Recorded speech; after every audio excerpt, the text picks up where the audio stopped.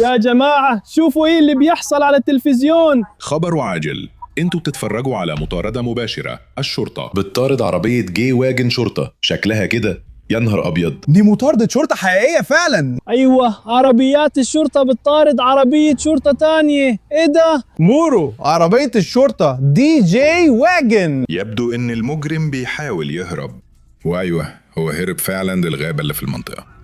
اهالي المنطقة يقدروا يحاولوا يلاقوا عربية الشرطة الجي واجن في الغابة عشان يخلوا مكافأة كبيرة. لا، المجرم هو اختفى. لا، عربية الشرطة جي واجن متخبية في مكان ما في الغابة. يعني مستحيل نلاقيه دلوقتي. مستحيل؟ انت بتتكلم عن ايه؟ سمعت اي حاجة عن المكافأة؟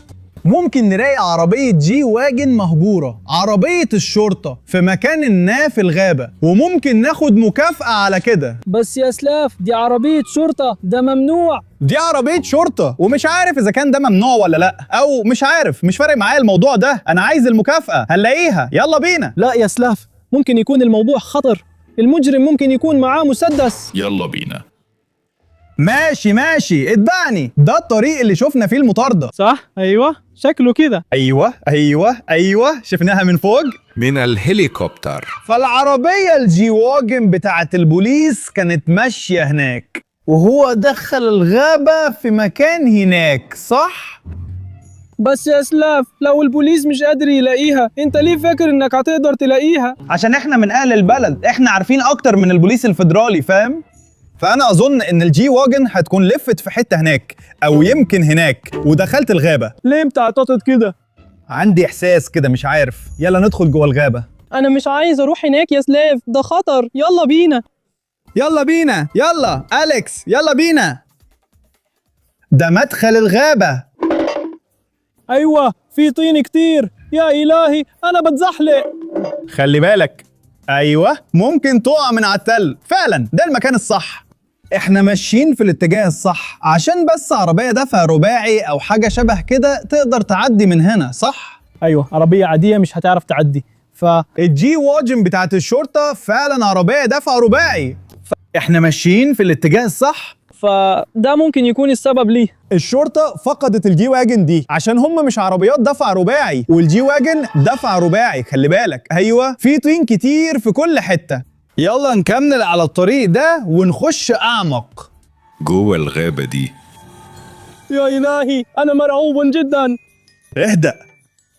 مش قادر. ايوه، فالطريق ما بيوديش لأي مكان، لأننا ضيعنا الاتجاه، ضيعنا الطريق. أيوة، إحنا تايهين، وإزاي تعرف تروح فين؟ ما تسجلتش على الفيديو. إيه ده؟ كل حاجة تمام. عربية الجي واجن المتروكة لازم تكون قريبة من هنا. عارف، أنا حاسس بكده. أنا متأكد إننا النهاردة هنلاقي عربية الشرطة الجي واجن المتروكة. لازم تكون قريبة من هنا، لازم تكون في مكان جوه الغابة البرية دي. ايوه، الغابة دي مرعبة جدا. ولو لقينا مش مجرم لكن حد تاني، اهدى. أليكس، المكان آمن، لازم يكون آمن، ندور هني. إحنا أكيد حنلاقي وحش. اسكت، يلا بينا. أنا تقريبا متأكد إننا ماشيين في الطريق الصح. مستحيل نكون فقدنا الجي واجن اللي بندور عليها، لازم تكون قريبة من هنا. إيه ده؟ بص على الشجرة دي يا أليكس، تعالى هنا. شايف؟ ده شكله جزء من الجي واجن، ده زي فلتر هواء أو حاجة زي كده. ده جزء من عربية. مستحيل، ده سلة مهملات، يعني ممكن نحط الزبالة فيها. أنت بتتكلم عن إيه؟ أنت مجنون؟ يا عم إيه ده؟ يا عم ده جزء تاني من العربية، زي كمبرسر هواء أو حاجة زي كده. بص على الخرطوم ده، ماشي؟ دلوقتي أنا متأكد إننا ماشيين في الاتجاه الصح. ده جزء من عربية جي واجن. أنا أشك في كده، يمكن يكون فعلا جزء من عربية. يا جماعة بصوا هنا، ده شعار أودي. ودي أنت متأكد؟ مستحيل، احنا بندور على مرسيدس جي واجن، فخلينا نركز اكتر. احنا على الطريق الصح. يمكن القطعة دي، يمكن تقدر تستخدم حاجة من اودي جوه مرسيدس. ليه لا؟ في حاجة معدنية تانية هنا، دي اكيد قطعة عربية من جي واجن، صح يا جماعة؟ بس ليه كل الحاجات دي برا العربية؟ عشان الراجل ده كان سايق بجنون، كل القطع كانت بتقع، كل الحاجات دي اتكسرت وبقت قطع. عشان كده يعني احنا ماشيين في الاتجاه الصح. وبص بقى ليه؟ واو، دي العلامة الأمريكية، يعني لوحة الأرقام، لوحة العربية، النمرة.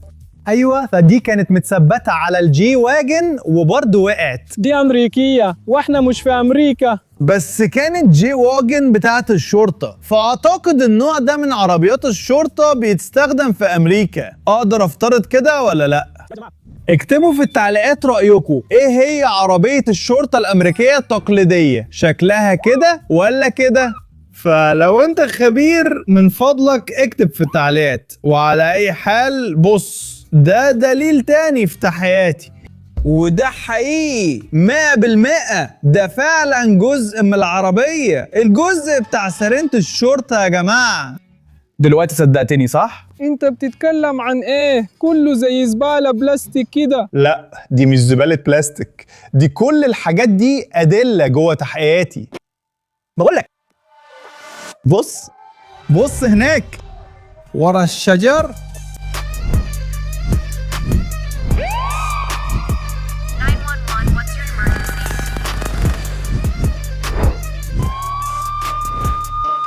يا جماعة يا نهار أبيض، ده مش معقول. بصوا كده، دي عربية جي واجن متسابة بجد، جي واجن بتاعت البوليس. بقالها قد إيه واقفة هنا؟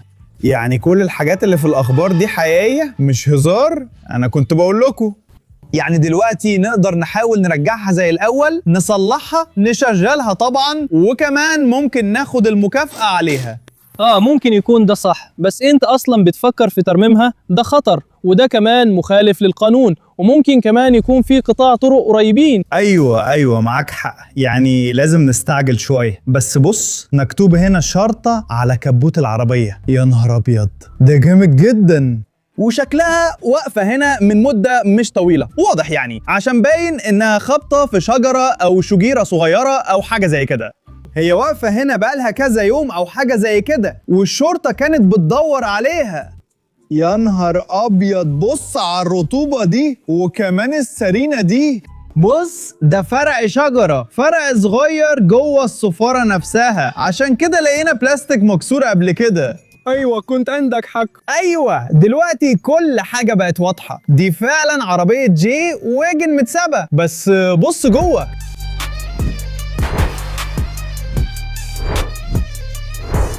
يا نهار ابيض، دي وسخه قوي ومكسوره جامد، مش معقول. دي فعلا في علامة شرطة هنا، مكتوب عليها شرطة هنا. يا نهار جامد. بس لسه في سر، وانت عندك حق، يعني ممكن حد يكون سرق عربية الشرطة جي واجن الأصلية فعلا، وحد كان محتاج يخبيها عن الشرطة، صح؟ بس احنا لقيناها. بس فكر فيها كده، لو الراجل ده سرق عربية شرطة ومحدش قدر يلاقيه، تخيل ممكن يعمل فينا ايه لو لقانا. انا مش فارق معايا ده. بص على قوة العجل دي فعلا حاجة نادرة جدا. بص قد ايه الجي واجن دي شكلها حلو من ورا، صح؟ يمكن لازم نجرب نفتحها ونشوف. يا نهار ابيض، يا نهار ابيض، بص بس، ده جميل قوي، ده حلو قوي، في كلبشات حقيقية جوه، وده فعلا بيثبت ان دي عربية شرطة جي واجن حقيقية. جامد. سلاف، مش شايف انها فكرة كويسة تسيب بصماتك على ده؟ يلا عادي، في مكافأة على الحاجة دي. استنى، معاك المفتاح بتاع دي؟ المفتاح؟ يعني انت عارف انا مين؟ انا بس بجرب. ليه انا يا سلاف؟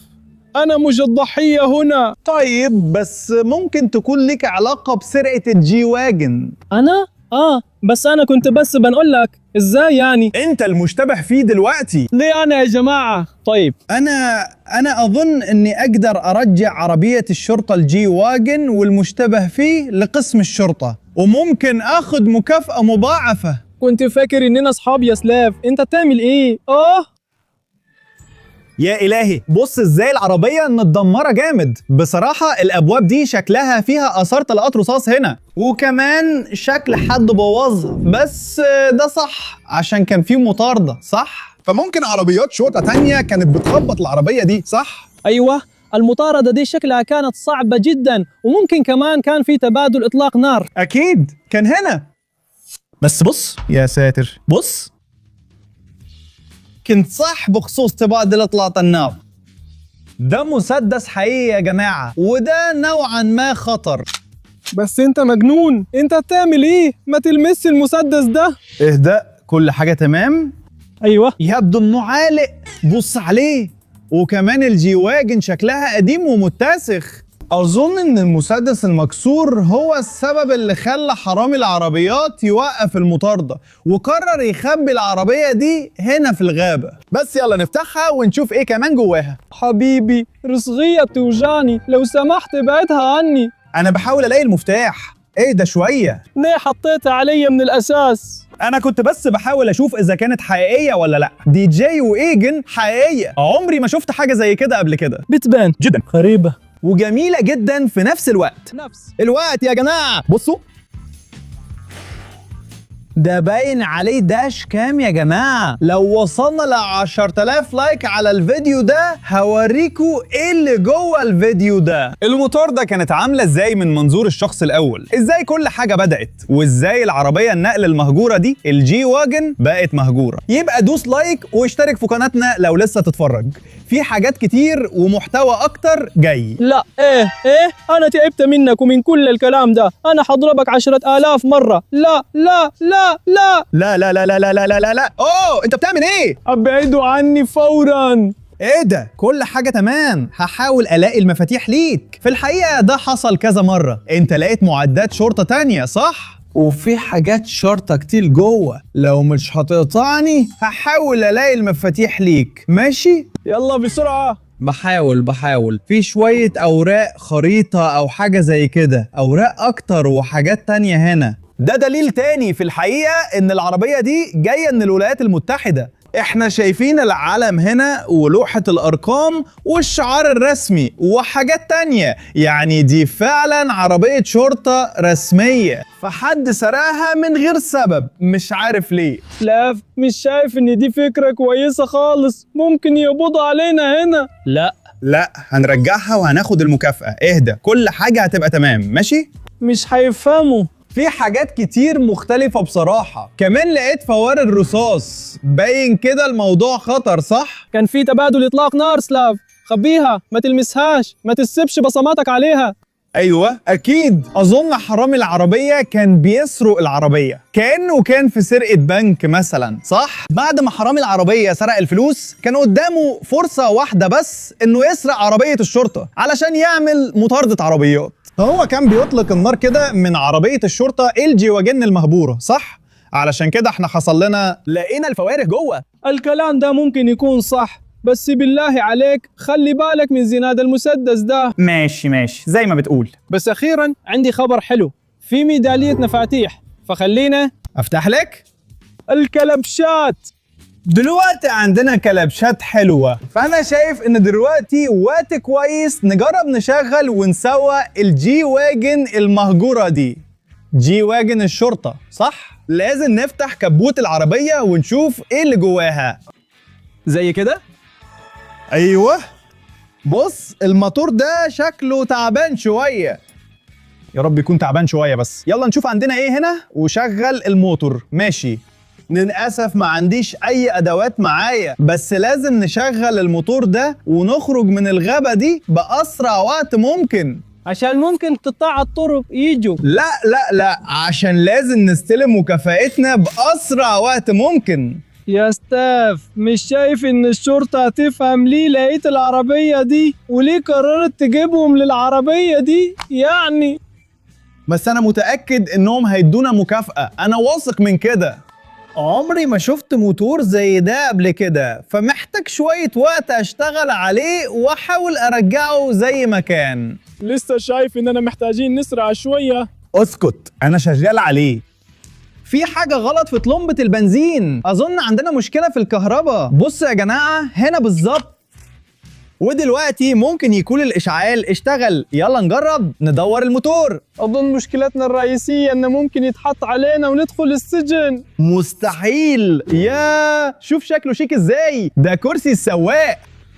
أيوة شيك وجميل قوي، بحبه. تمام، يلا نجرب نشغل الموتور. المفاتيح كانت فين؟ ايوه، يلا بينا، دي المفاتيح. يلا نجرب نشغل العربية ونسوق. يلا. كنا هنعملها فعلا. في حاجة غلط. اظن اني لازم اشتغل. نقط لمبة البنزين، بس على أي حال الموتور بيلف، يعني مش واقف، وده في حد ذاته حاجة كويسة، يعني نقدر ننقذ الجي واجن اللي متساب دي. يلا نكمل شغل على طلمبة البنزين. دي الحاجات بتاعت البنزين؟ لا لا لا لا، يمكن دي. استنى، ولو الموتور اتضرب برصاصة في ضرب النار ده ممكن يكون المشكلة الحقيقية. لسه شايف إننا نقدر نصلحه. ليه دايما واثق كده؟ أنا خبير عربيات، ده شغلي، دايما واثق في اللي بعمله، ما تقلقش من الناحية دي. دي طلمبة البنزين، وأظن إني هحسنها زي ما في 2 أو 3 ثواني. أظن إننا هنجدد عربية الشرطة الجي واجن المهجورة دي بالكامل، وهتبقى جامدة جدا. لو انا مش غلطان انا عملت كل حاجه صح. ودلوقتي طلمبة البنزين دي اتظبطت. أظن جه الوقت نجربها. يلا بينا. استنى، ما تنساش إنك لازم ترجع الجي واجن لقسم الشرطة. ايوه، بس الاول اظن لازم ننضفها وكده، صح؟ عشان تبقى حاجه كويسه. أيوة، هعمل كده. أظن ده هيدي انطباع كويس عند الشرطة. ايوه، دلوقتي لازم نجرب نشغلها ونسوقها الاول، بعدين ممكن نعمل ترميم وحاجات تانية. ايوه. بصراحة عربية الشرطة الجي واجن دي متسخة جدا، وفيها فضلات كتير وأوراق شجر كتير وحاجات تانية من الزبالة. طب ليه موجودة هنا؟ أنا مش عارف خالص. يلا نجربها دلوقتي وصلنا الكهرباء وكل حاجة شكلها شغالة. أيوة، إحنا فيها. أيوة، عظيم. شوفي، دلوقتي جه وقت نروح القاعدة. يلا بينا، يلا نسيب الغابة دي دلوقتي. يلا نخرج من الغابة دي. يا نهار أبيض، العربية الجي واجن دي جامدة قوي. خلي بالك وانت ماشي بين الشجر. ماشي، أظن لازم نروح في الاتجاه ده. في فعلا مشكلة واحدة. ايه نوع المشكلة؟ العربية دي حلوة وجامدة جدا، بس شكلها بايظة شوية. بايظة؟ أيوة، احنا ما عندناش الدفع الرباعي، احنا سايقين بس على العجلة الورانية. هي مش اوف رود قوي زي ما ممكن تكون. بص، لازم نجرب نعدي فوق الحاجة دي صعبة شوية، بس هنحاول نعمل كده. يلا بينا. يلا اسرع. ايوه، عملنا كده. عظيم، يبقى لازم نكمل. ماشي، حلو. انت بس بتقطع شجر. واو. ايوه، ده صعب شوية. طيب خلينا نخلي بالنا من الموضوع ده. يا نهار ابيض، في شجرة. ايوه، خبطنا في الشجرة. اظن لازم نحاول ندوس عليها يعني. ايوه، دي كبيرة. يلا، 1 2 3، يلا بينا. اظن لازم ازود القوة عشان نعديها. يلا بينا. ايوه، احنا عملناها صح. عندنا مشكلة، الصفارة وقعت. يا نهار ابيض. ايوه، خد الصفارة، مش محتاجينها. لا، احنا فعلا محتاجينها. يلا خدها. يا نهار أبيض، لازم نخرج من الغابة دي ونروح قسم الشرطة أو القاعدة، مش نقعد نلم صفارة الشرطة من فوق العربية اللي فعلا محتاجينها. شيلها دلوقتي، احنا فعلا محتاجين الحاجة دي عشان هنرجع عربية الشرطة الجي واجن دي زي ما كانت. وازاي هنعمل كده من غير صفارة؟ صح؟ يلا. هي دي تمام يا سلاف. دلوقتي احنا جاهزين نتحرك. ايوه، لسه لازم نتحرك لمكان تاني في الغابة. يلا نكمل. تمام، خلي بالك كويس هنا. يلا. لا، مش لازم نوقف، لازم نتحرك شوية. أيوة، يعني ومن غير ما نكسر حاجة مهمة. يا ساتر، يعني احنا بنتحرك في كل حتة، رايحين جايين، لازم نكون حذرين جدا. احنا قاعدين في مكان واحد، ما بنروحش أي حتة يا سلاف. لا لا احنا بس محتاجين نلفها شوية، احنا بس محتاجين نغير الاتجاه وبعدين هنمشي في الطريق الصح. ايوه احنا بنعمل مناورة وفاكر اني سواق محترف صح؟ لو كنت محترف فعلا ما كناش حنتزنوا في نص الغابة. يلا بينا، مفيش اي مشكلة خالص. احنا مش متزنقين، احنا بس بنغير الاتجاه، مهم جدا نفهم الطريق. واحنا بنعمل كده صح؟ بالظبط. احنا ما عندناش مشاكل. احنا ما عندناش اي مشاكل، احنا بس ماشيين وسط الشجر. احنا غرقانين في بحر من المشاكل. لا كله تمام، الموضوع حلو قوي، انا بحبه جدا. انا شايف الطريق، فهنمشي في الاتجاه ده وهنسيب الغابة دي دلوقتي. اظن كده اخيرا. ايوه شكله مأنوف. ايوه بس في شجر كتير قوي. في شجر كتير. ايوه المكان هنا ضيق قوي صح؟ ايوه فلازم نخلي بالنا. مش عارف، بص هناك. هو خدش الباب، اكسر الفرع. شغل كويس. يعني لا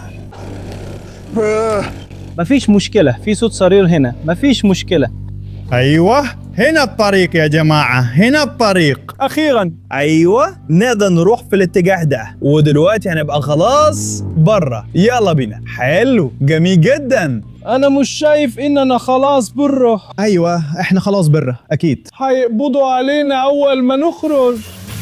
ماشي، يلا بينا يلا بينا يلا بينا يلا بينا يلا بينا يلا بينا.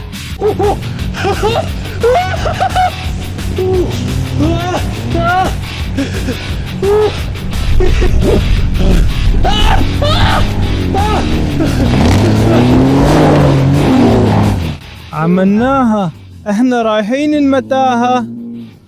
مش معقول. فأول حاجة قررنا نرجع السرينة مكانها عشان كنا هنفقدها في الغابة. بعد كده قررنا ننظف الجي واجن كويس جدا لأنها كانت جي واجن شرطة مهجورة، بس دلوقتي قررنا نرجعها زي الجديدة بالظبط. أول حاجة شلنا كل التراب وكل الورق وكل الرطوبة، دلوقتي بقت شكلها أحلى بكتير. علامات الشرطة بقت واضحة دلوقتي، بس هي متبهدلة شوية، هنرجعها بعدين. بس دلوقتي يلا نحط شوية فوم عليهم عشان ننضفهم أكتر. الفوم الوردي الجميل ده شكله حلو قوي، بس لازم نغسله عشان نخلي العلامات أنضف ما يمكن. فبعد ما الجي واجن اتغسلت كويس من بره، جاء الوقت ندخل على الجزء الداخلي وننضفه كله. شلنا كل التراب وكل الغبار وكمان شوية من الصدأ من الكراسي ومن باقي الأجزاء التانية. ودلوقتي جه الوقت نبص على المعدن. انا وفريقي شغالين كأننا محترفين، احنا بنلحم وبنقطع المعدن وبنجهز كل حاجة بالطريقة الصح.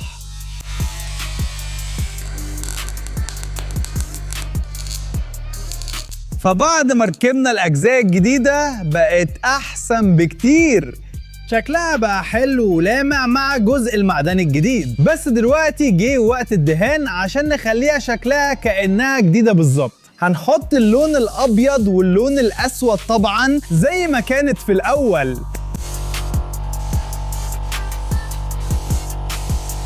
وكمان جددنا الحروف وعلامة الشرطة، ودلوقتي شكلها بقى حلو جدا وجامد. بص عليها كده، دي بقت كأنها عربية شرطة جي كلاس جديدة تماما، شكلها جامد جدا. ولو عجبكم عملية الترميم يا جماعة ما تنسوش تعملوا لايك للفيديو وتشتركوا في القناة دلوقتي حالا. وكمان هوريكم حاجة مثيرة جدا. أظن عندنا فكرة ازاي نعدل عربية الشرطة المتروكة دي. أنا مش عايز بس أرمم عربية الشرطة الجي كلاس المتروكة دي، أنا عايز أخلي شكلها كأنها جديدة تماما وأضيف لها منظر شيك وعصري. جمعت قطع كتير وتفاصيل مختلفة عشان أضيفها على الجي كلاس القديمة دي، وهتخلي شكلها كأنها جديدة تماما.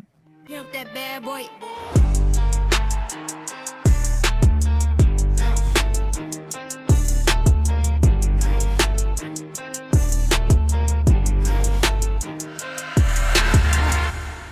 بص بس على فوانيس العربية دي والتفاصيل دي، احنا هنركبها على العربية القديمة وهتخلي شكلها كأنها جديدة تماما. حتى المرايات الشيك والجميلة دي هتركب ورا. المشروع ده هيبقى جامد جدا، بس يا جماعة الموضوع هيبقى صعب شوية. لو عايزين نعمل كده ما تنسوش تعملوا لايك الفيديو ده. يلا نوصل ل 15,000 لايك على الفيديو ده، وانا هعمل لكم فيديو جامد عن ازاي هحول جي واجن قديمة ومهجورة لوحدة AMG 63 جديدة تماما.